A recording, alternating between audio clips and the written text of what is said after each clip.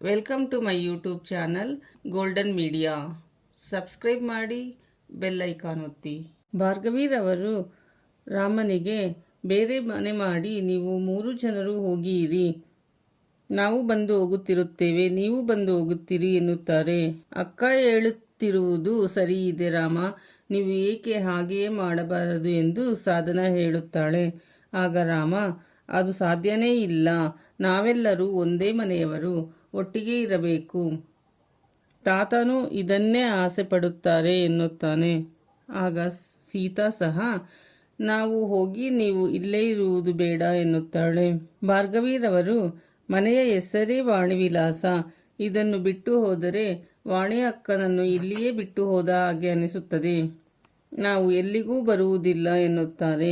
ಭಾರ್ಗವಿರವರು ತನ್ನ ಮನಸ್ಸಿನಲ್ಲಿಯೇ, ರಾಮ ಬಾ ಎಂದರೆ ಬರಬೇಕಾ, ಹೋಗು ಎಂದರೆ ಹೋಗಬೇಕಾ, ಆಗಲ್ಲ ರಾಮ ಎಂದುಕೊಳ್ಳುತ್ತಾರೆ.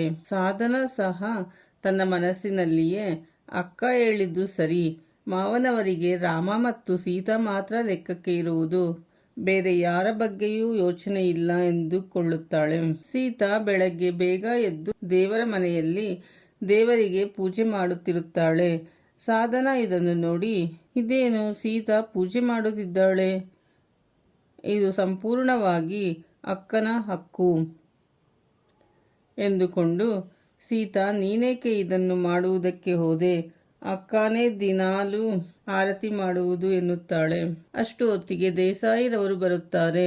ಮನೆ ಸೊಸೆ ಪೂಜೆ ಮಾಡಿದ್ದಾಳೆ, ಖುಷಿಯಿಂದ ಆರತಿ ತೆಗೆದುಕೊಳ್ಳುವುದು ಬಿಟ್ಟು ಯಾಕೆ ಮಾಡಿದೆ ಎಂದು ಕೇಳುತ್ತೀಯಲ್ಲ ಸಾಧನ ಎನ್ನುತ್ತಾರೆ.